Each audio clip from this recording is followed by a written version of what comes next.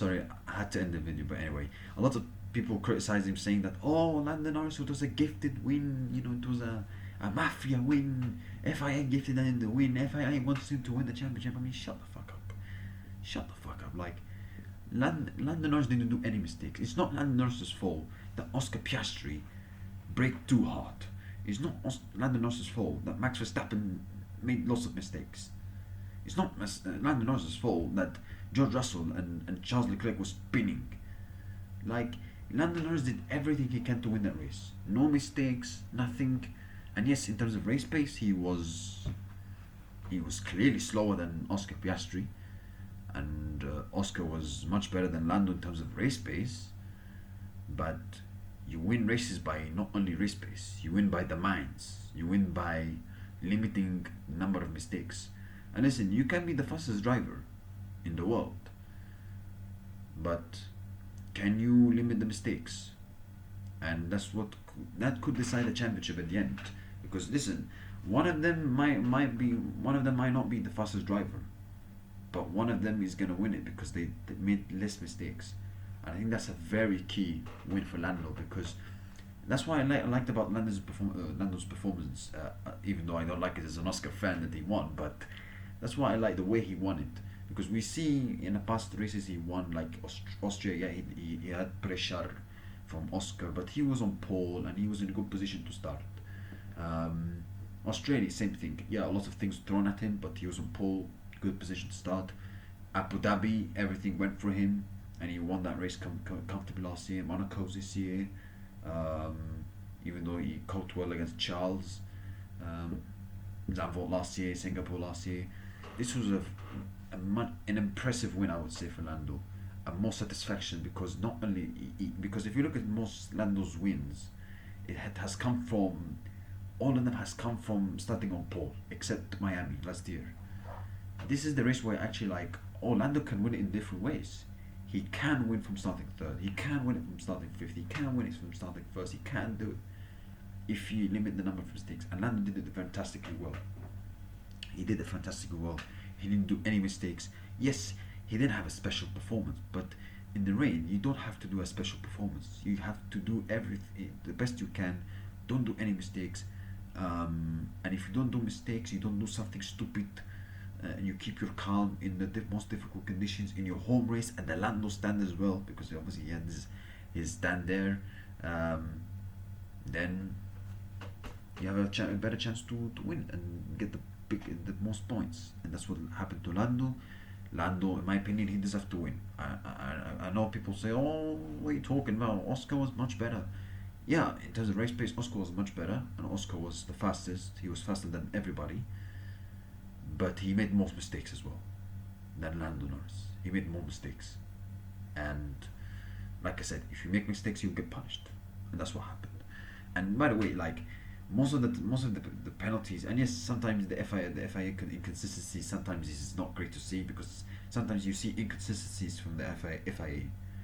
But I remember a similar thing when Lando Norris picked up a penalty last year in Qatar. I don't remember exactly the same reason, but he did something in the safety car. When there was a safety car, he did something strange, and that's what got him a 10 stop and go penalty. So the rules are the rules. Sometimes you have to accept it. So it's not only exists as British bias, and all this kind of BS. If there is British bias, I mean, then Lewis Hamilton would have not lost the title the way he lost it in 2021. Like, come on. But anyway, listen, I'm not saying Verstappen didn't deserve to win that title, but it was clearly, in some people's point of view, controversial the way it ended. But yeah, Lando Norris deserved to win, in my opinion. No doubts about it. Made no mistakes. Didn't deliver a special performance, but he didn't need to. No mistakes. Clean race. Clean performance. Good defensive performance. Good rain performance in the most difficult conditions. Got the strategy right. And by the way, not only that, McLaren, pulled up a poor pit stop for him. That first pit stop when he went past Max, but then he was behind Max again. So you have to also take that in consideration.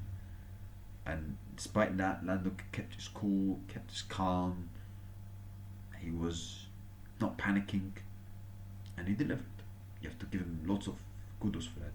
Fantastic, brilliant from Lando, winning his home race, coping with the pressure, and the Lando stand as well. Like, what a fairy tale! Lando Norris winning the British Grand Prix in his home race at the Lando stand. That's an amazing fairy tale, isn't it? So that, and he said that he always wanted to win a Silverstone, and he done it. So he must be. He was incredible happy. His mum was incredibly happy. His father was happy. Everybody was happy for him. Zach Brown was obviously, he's Nando is his guy, So yeah, but yeah, congratulations to Lando. Huge win for him, especially closing in on Oscar, 8 points. So well done to Lando. Huge win. Congratulations, and he deserve it. Very good performance. Again, fantastic performance from Oscar Piastri, but again, if he didn't do that mistakes, then he would have had a much better chance to win that race. But even if Oscar Piastri had that 10-second time penalty, Lando Norris was closing on him. He was closing on him when it went to dry a bit, the race. Later on in the race, Lando was closing on Oscar. And when McLaren made that second pit stop for Lando, and Oscar served that 10-second time penalty, Lando, went away from Oscar. He won like more than he won by almost 7 seconds. So the pace was there for Lando. The pace was there, and he was closing, and he was closing in. He was closing in to overtake Oscar. So Oscar was for majority of the race. Oscar was faster than Lando, but also Lando was quite fast. He was closing in. He was getting there. So yeah, so I think you have to also take that into consideration, because not only that, Lando didn't win it by lucky. Yes, of course he got some things in his way, but of course if you want to win championships, of course you need some luck. Of course, it's normal. Like, it's normal. Nobody wins the championship by no luck. Nobody. Of course, there will be some races where you need to win, and some races where you need a bit of luck. Of course, that's sports. It happens. But I wouldn't call it a gifted or handed win for Lando, because he earned that win. He earned it. Like, he made no mistakes where other drivers were effing it up, like Oscar and Max and Charles and George, etc.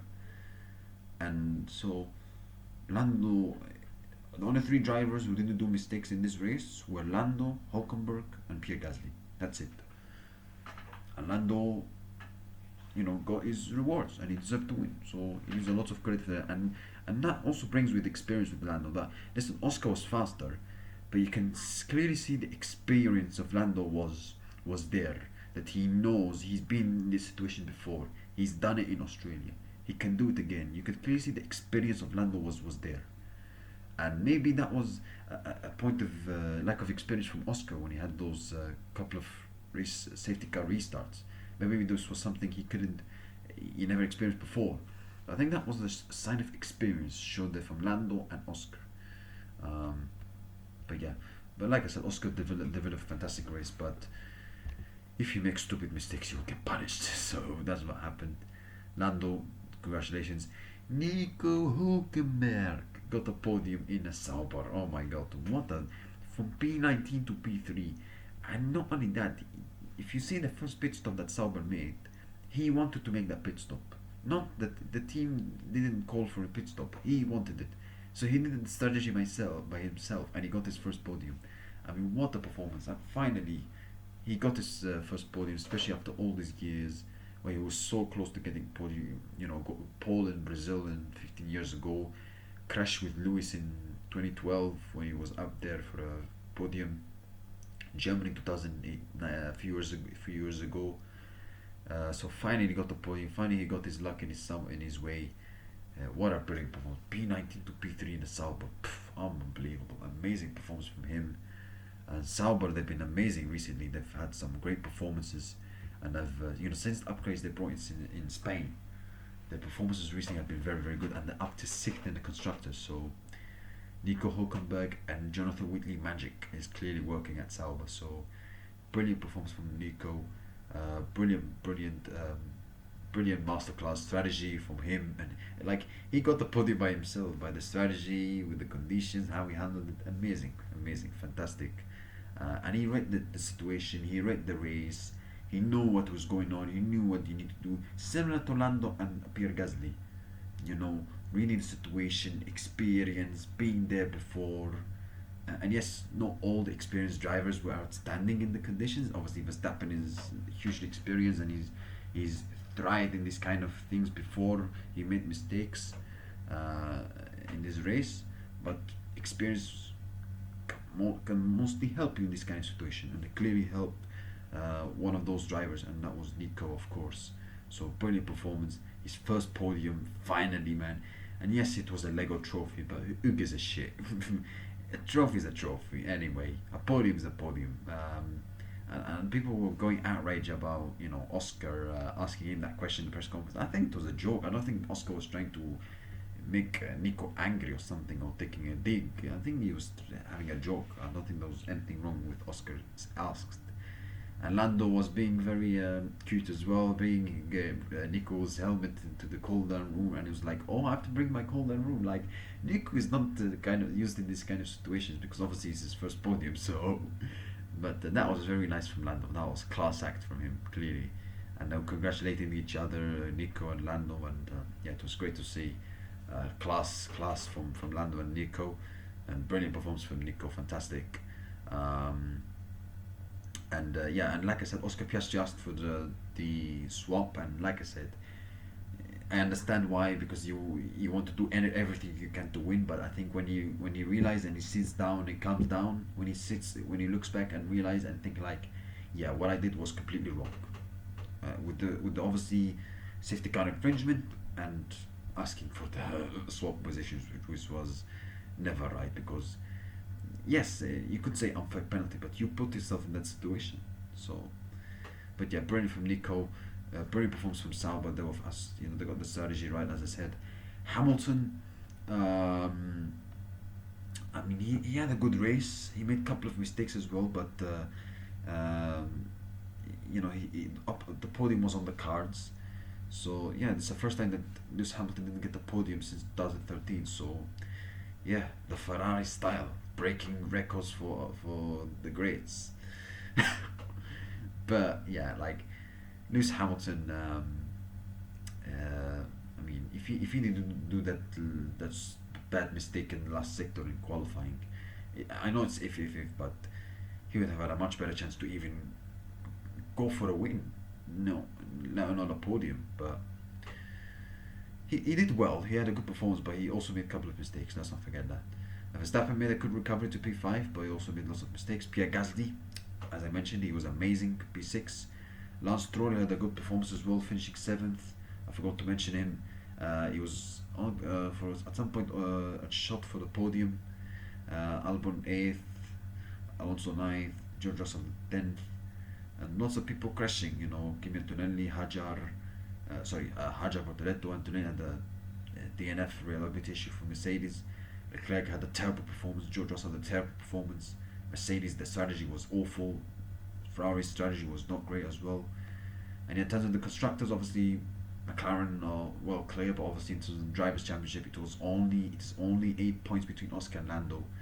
So Lando is closing in on Oscar. So let's see how Oscar's going to respond to that in Belgium, which is in 3 weeks. And can Lando keep that winning momentum? He's won 2 races in a row. That's back-to-back wins for him for the first time in his career in a season, because he won back-to-back races before, but that was Abu Dhabi last season, this season Australia. So he has the momentum, he has the confidence. Can he keep doing it? Right? Can he keep winning? And we will see in 3 weeks for Belgium, which is a sprint weekend. So I think it's a sprint weekend, yeah. So it will be something that I think Oscar and Lando should take seriously, because who knows? Championship could be decided by small things. So yeah, it's 8 points, and yes, and the next race is obviously in 3 weeks for Belgium Grand Prix. That's it, guys. Thank you. I wish you have a nice day. See you next time, whatever it is, and have a nice day. Bye.